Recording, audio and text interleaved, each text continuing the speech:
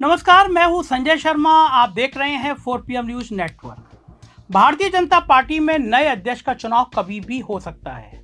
इस बीच एक उड़ती उड़ती खबर आई कि आरएसएस के खास आदमी संजय जोशी को यह पद मिल सकता है, मगर खबर के आते ही उसका खंडन करने की भी मानो होड़ मच गई।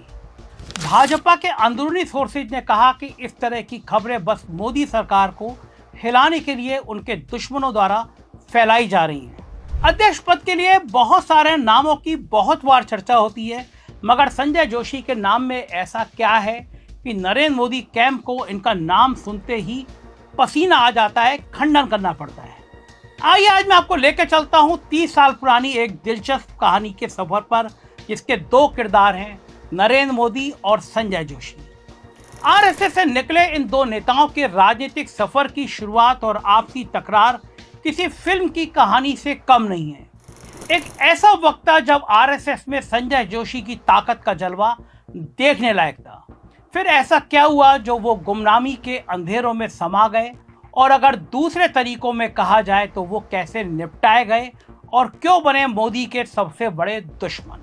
संजय जोशी का जन्म नागपुर महाराष्ट्र में हुआ था। ये तो हम सब जानते हैं कि आरएसएस का हेडक्वार्टर नागपुर में है, और यही वजह रही कि संजय जोशी का संघ से बहुत जुड़ाव हुआ।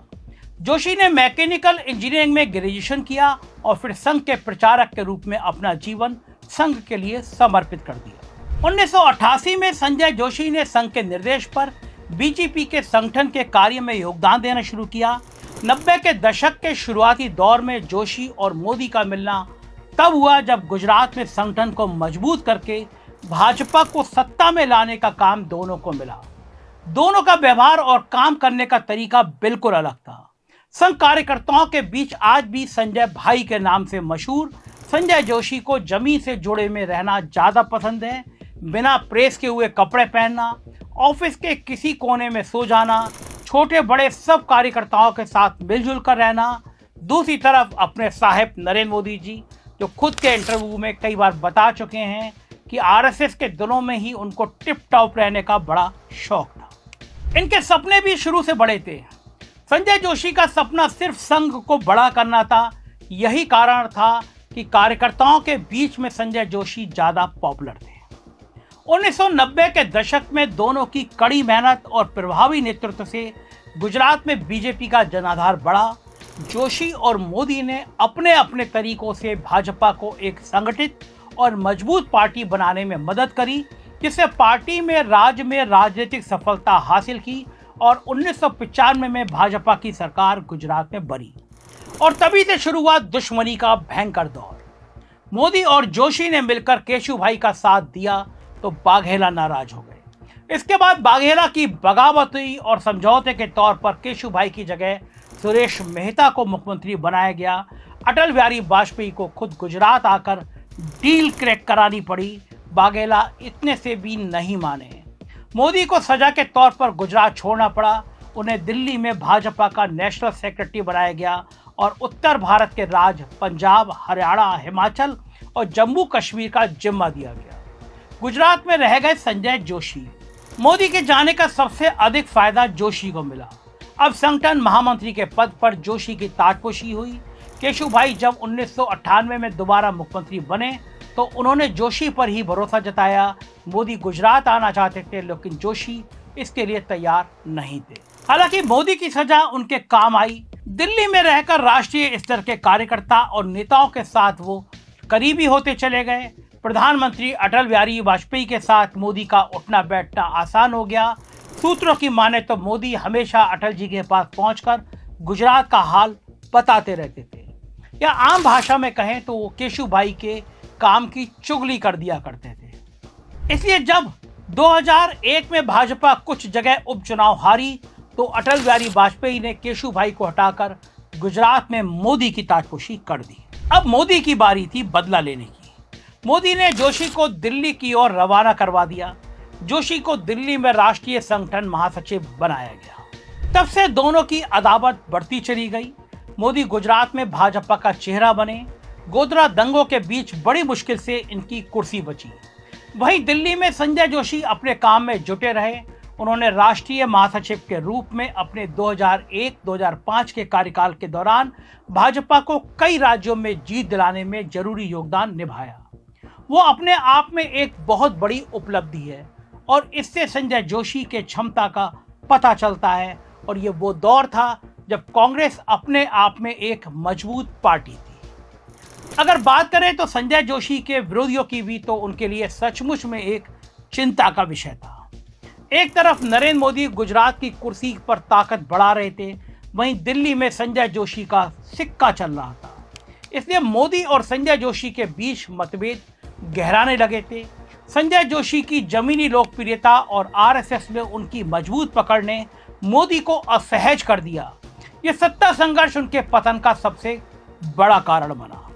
2005 में बीजेपी की रजत जयंती समारोह के दौरान एक आपत्तिजनक सीडी सार्वजनिक हुई, जिसमें कथित तौर पर संजय जोशी को एक महिला के साथ आपत्तिजनक स्थिति में शामिल दिखाया गया। इसके आते ही देश की राजनीति में भूचाल मच गया था। आजीवन ब्रह्मचर्य का व्रत ले चुके संजय जोशी इस सीडी में एक महिला के साथ कथित रूप से अंतरंग क्षण बिताते हुए नजर आए थे। 1.5 घंटे लंबी इस सीडी को गुजरात के एक होटल में जासूसी कैमरे से रिकॉर्ड किया गया था। ये चर्चा थी कि इसे गुजरात के ही एक कोरियर कंपनी के माध्यम से पूरे देश में भेजा गया था। इस पर एमपी नगर भोपाल की कोरियर कंपनी का पता भी लिखा था। सीडी की जांच में इसे फर्जी पाया गया, लेकिन इससे संजय जोशी की छवि को बहुत बड़ा नुकसान पहुंचा। जोशी के समर्थकों का मानना था यह विवाद नरेंद्र मोदी द्वारा रचा गया था ताकि उन्हें कमजोर किया जा सके। हालांकि सीडी कहां से आई, किसने बनवाई या बनाई, ये कभी पता नहीं चल पाया, मगर एक सीडी ने संजय जोशी के कैरियर का खेल खत्म कर दिया। अखबार की उस वक्त की हेडलाइन देखिए, भाजपा के उस शख्स की ताकत के सामने सरेंडर थे सारे सूरमा, और तभी एक सीडी आ गई और तहलका मचा दी गई। बात तो सही है, वाकई बड़े बड़े सूरमा झुकते ट्रेन के आगे। इस बात को जानने के लिए एक और किस्सा बताता हूँ। 2003 में मध्य प्रदेश में उमा भारती मुख्यमंत्री बनी थी, लेकिन कोर्ट से वारंट जारी होने के बाद उन्हें इस्तीफा देना पड़ा था। और जब बाद में अदालती मामला खत्म होने के बाद वो फिर मुख्यमंत्री की मांग करने लगी, लेकिन मुख्यमंत्री बनाया गया शिवराज चौहान को। और इस ताजपोशी में अहम योगदान रहा संजय जोशी का, यानी संजय जोशी ने शिवराज की ताजपोशी तो कराई, उमा की भाजपा से विदाई में भी अपनी अहम भूमिका निभा दी। शिवराज को नेता चुनने के लिए भोपाल में विधायक दल की बैठक बुलाई गई थी। दीनदयाल परिसर में हुए इस बैठक में जोशी के अलावा अरुण जेटली, प्रमोद महाजन और राजनाथ सिंह भी मौजूद थे। उमा ने बैठक में बोलने की कोशिश करी तो जोशी ने उन्हें लगभग धक्का देकर बिठा दिया। उमा ने विधायकों से वोटिंग कराने की मांग की तो उनकी बात को अनसुना कर दिया गया। उमा के साथ इस व्यवहार को देखकर पार्टी के विधायक भी स्तब्ध थे। उनके समर्थकों को यह व्यवहार पसंद नहीं आया। उनके अधिकांश समर्थक बैठक छोड़कर बाहर निकल गए। इसके बाद उमा को भी मीटिंग से बाहर निकालने को मजबूर कर दिया गया, बाहर निकाल दिया गया। इस मीटिंग के ठीक 29 दिन बाद संजय जोशी की सीडी आ गई और वो राजनीति के नेपथ्य में जाने को मजबूर हो गए। सेक्स सीडी को लेकर गरमाए माहौल के बीच एक ऑडियो सीडी भी आ गई। इसमें एक महिला के साथ संजय जोशी की कथित बातचीत की रिकॉर्डिंग थी।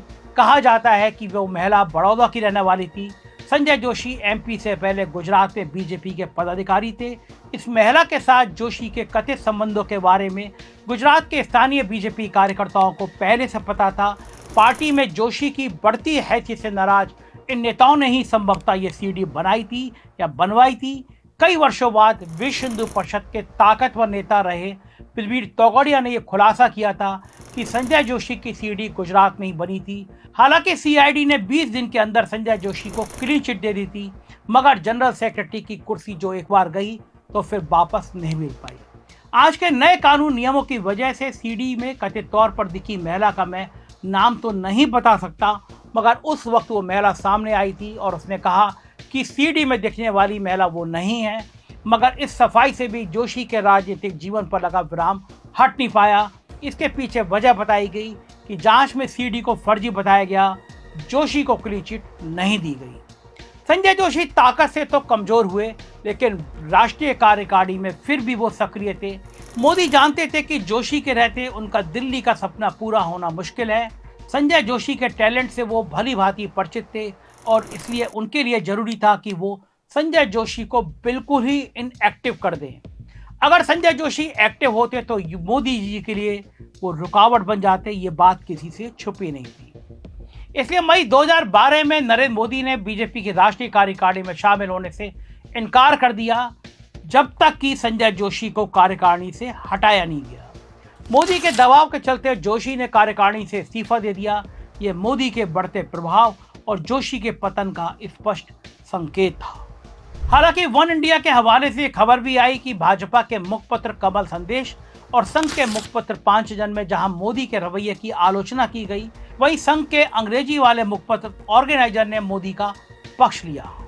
मामला यहीं समाप्त नहीं हुआ और दिल्ली स्थित भाजपा मुख्यालय तथा अहमदाबाद में मोदी की आलोचना और जोशी के समर्थन वाले पोस्टर लगाए गए। जोशी का आरएसएस में मजबूत आधार था, लेकिन मोदी के बढ़ते प्रभाव ने उन्हें आरएसएस से भी दूर कर दिया। पार्टी नेतृत्व ने मोदी के पक्ष में खड़े होकर जोशी को हाशिए पर धकेल दिया। 2014 के बाद जोशी ने सक्रिय राजनीति से दूरी बना ली। उन्होंने संघ के कार्यों और सामाजिक गतिविधियों पर ध्यान केंद्रित किया। समय समय पर उन्होंने पार्टी कार्यकर्ताओं और समर्थकों से मुलाकात की। उन्होंने राष्ट्रीय मुद्दों जैसे अनुच्छेद 370, राम मंदिर और सीए पर अपनी राय व्यक्त भी की।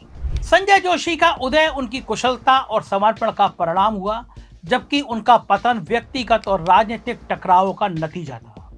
नरेंद्र मोदी के साथ उनका संघर्ष, सीडी विवाद और पार्टी नेतृत्व का समर्थन खोना उनके राजनीतिक कैरियर के पतन का मुख्य कारण बने। वैसे उमा भारती एपिसोड भी अपने आप में एक बड़ी महत्वपूर्ण घटना है, जिसको बिल्कुल छोड़कर नहीं चला जा सकता, क्योंकि 2012 में गडकरी के अध्यक्ष बनने पर उमा भारती की तो भाजपा में घर वापसी हो गई, लेकिन मोदी के कहने पर उसी दौरान संजय जोशी से इस्तीफा मांग लिया गया था। हालांकि राजनीति से दूर रहने के बावजूद उनका अनुभव और वैचारिक प्रतिबद्धता उन्हें भारतीय राजनीति में एक महत्वपूर्ण व्यक्तित्व बनाए रखती है। अगर हम 2024 के लोकसभा के इलेक्शन की बात करें तो साफ है कि संघ और भाजपा के बीच मतभेद बहुत बुरी तरह आ चुके हैं और संघ इस बात को सीरियसली ले रहा है। हाल ही में भारतीय जनता पार्टी के राष्ट्रीय अध्यक्ष पद को लेकर बड़ी खबर सामने आ रही है। सूत्रों के मुताबिक भाजपा के पूर्व राष्ट्रीय महासचिव संजय जोशी अगले राष्ट्रीय अध्यक्ष हो सकते हैं। पिछले 10 सालों में मोदी की लोकप्रियता ने उन्हें पार्टी और संगठन से भी बड़ा बना दिया था। संघ इस बात को लेकर दुखी था और मौका चाहता था। मौका उन्हें अब मिला हुआ है। मोदी सरकार तो चला रहे हैं, मगर गठबंधन के साथियों की मदद से। वहीं दूसरी तरफ और हरियाणा और महाराष्ट्र के चुनाव नतीजों से सीधे तौर पर संघ मजबूत हुआ है। उसने कहा भी है कि संघ अगर एक्टिव नहीं होता तो चुनाव नहीं जीत सकते थे, और संघ चाहता है कि उसकी छवि अब दोबारा बड़ी हो जाए, मोदी से बड़ी हो जाए। इसलिए भाजपा के राष्ट्रीय अध्यक्ष की दौड़ में उन्हें अपना उम्मीदवार संघ का सबसे स्वार्थ रहित कार्यकर्ता संजय जोशी नजर आ रहा है। ये बात संकेत दे रही है कि भविष्य में संजय जोशी का रोल बढ़ सकता है। संघ अपना दबदबा बढ़ाने के लिए पूरा प्रयास करेगा। 2027 में उत्तर प्रदेश का विधानसभा का चुनाव है। जोशी अब की बार बहुत महत्वपूर्ण है, क्योंकि लोकसभा चुनाव के समय वहां के जो भी नतीजे रहे वो भाजपा के लिए बहुत निराशाजनक थे। यूपी में भाजपा की बैंड बज गई।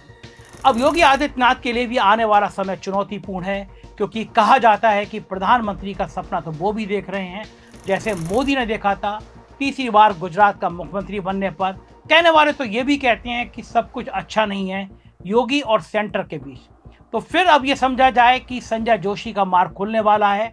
सभी कारण इस बात की तरफ इशारा करते हैं, क्योंकि उत्तर प्रदेश की लड़ाई यहीं तक सीमित नहीं है, ये 2029 के लोकसभा चुनाव को भी प्रभावित कर सकते हैं। एक तरफ मोदी और शाह हैं जो सेंटर में 32 सांसदों की कमी से जूझ रहे हैं, दूसरी तरफ योगी उत्तर प्रदेश को बचाने की जुगाड़ में लगे हैं, और तीसरी तरफ संघ अपने दबदबे को वापस लाना चाहता है। इन सबके बीच संजय जोशी संघ के लिए तुर्क का इक्का साबित हो सकते हैं, क्योंकि उनकी राजनीतिक समझ तो बड़ी है, मगर उम्र अभी अभी उतनी बड़ी नहीं हुई है। 62 साल के संजय जोशी को अगर दोबारा सत्ता के गलियारों में प्रवेश हुआ तो मोदी के राजनीतिक जीवन के आखिरी कुछ साल और अमित शाह के आने वाले कुछ साल और सपने मुश्किल में पड़ सकते हैं।